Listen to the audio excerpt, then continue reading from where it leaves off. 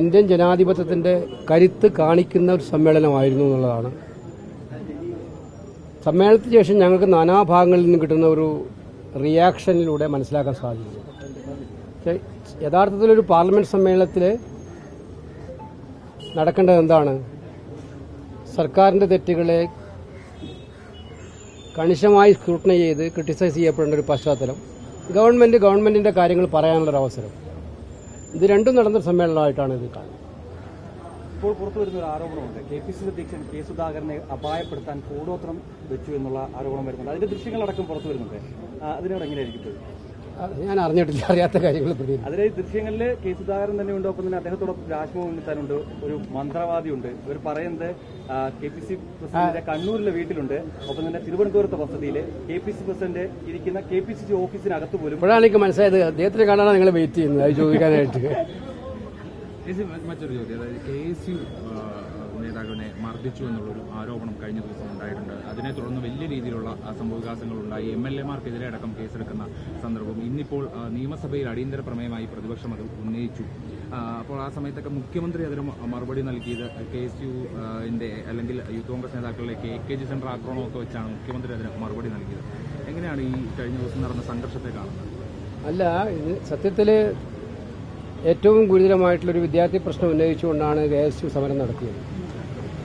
വിദ്യാർത്ഥികളുടെ ബാധിക്കുന്ന, അതല്ലാണ്ട് അവർ രാഷ്ട്രീയ വിഷയങ്ങൾ ഉന്നയിച്ചിട്ടല്ലല്ലോ നടത്തിയത്. ആ സമരത്തെ കൈകാര്യം ചെയ്ത പോലീസ് രീതി അപലപിക്കുന്നതിന് പകരം ഇനി ആ കുട്ടികളെ തല്ലുകിട്ടി ആശുപത്രിയിലായ കുട്ടികളെ വീണ്ടും അപമാനിക്കുന്നത്, പണ്ട് ഇതുപോലെ തന്നെ ജീവൻ രക്ഷാ പ്രവർത്തനം നടത്തുകയാണെന്ന് പോലീസുകാരെ കുറിച്ച് മുഖ്യമന്ത്രി പറഞ്ഞ ഒരു കാര്യമാണ് ഇപ്പോൾ എനിക്ക് ഓർമ്മ വരുന്നത്. ഇത്രയേറെ തെരഞ്ഞെടുപ്പ് രംഗത്ത് അവർ തിരുത്തും എന്നൊക്കെ പറഞ്ഞിട്ടും മുഖ്യമന്ത്രി ഒന്നും തിരുത്താൻ തയ്യാറാവുന്നില്ല. അതിന്റെ ലക്ഷണമാണ് ഇത്തരം പ്രസ്താവനകളിലൂടെ വീണ്ടും തെളിയുന്നത്. ഇത്തരം ഒരു വല്ലാത്ത ഒരു സ്വഭാവം, അടിക്കുന്നതും അടികൊള്ളുന്നതും ഒക്കെ കണ്ടാൽ ആസ്വദിക്കാൻ പറ്റുന്ന ഒരു മനസ്സ് എങ്ങനെ മുഖ്യമന്ത്രിക്ക് ഉണ്ടാവും എന്നുള്ളത് എനിക്ക് മനസ്സിലാവുന്നില്ല. അപ്പോൾ പാർട്ടി കേന്ദ്ര നേതാക്കന്മാരിൽ ഇവിടെ ഉണ്ട് ഇപ്പോൾ കേരളത്തിൽ. അവർ എല്ലായിടത്തും തിരുത്താൻ വേണ്ടി പറഞ്ഞുകൊണ്ടാണ് കാര്യമാണ്.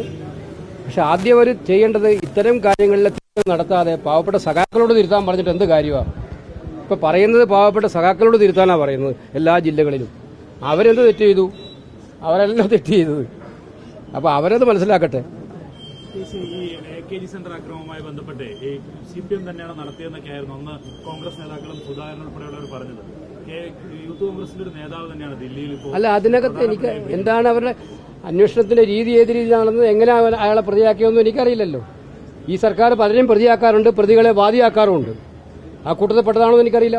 വസ്തുതകൾ പുറത്തു വരട്ടെ, എല്ലാ വസ്തുതകളും പുറത്തു വരട്ടെ, അന്വേഷണ വിവരങ്ങളെല്ലാം പുറത്തു വരട്ടെ, കോടതികൾ മുമ്പാകെ വരുമല്ലോ. അപ്പോൾ നമുക്ക് നോക്കാം അത് ആ കാര്യത്തെക്കുറിച്ച് പറയാൻ.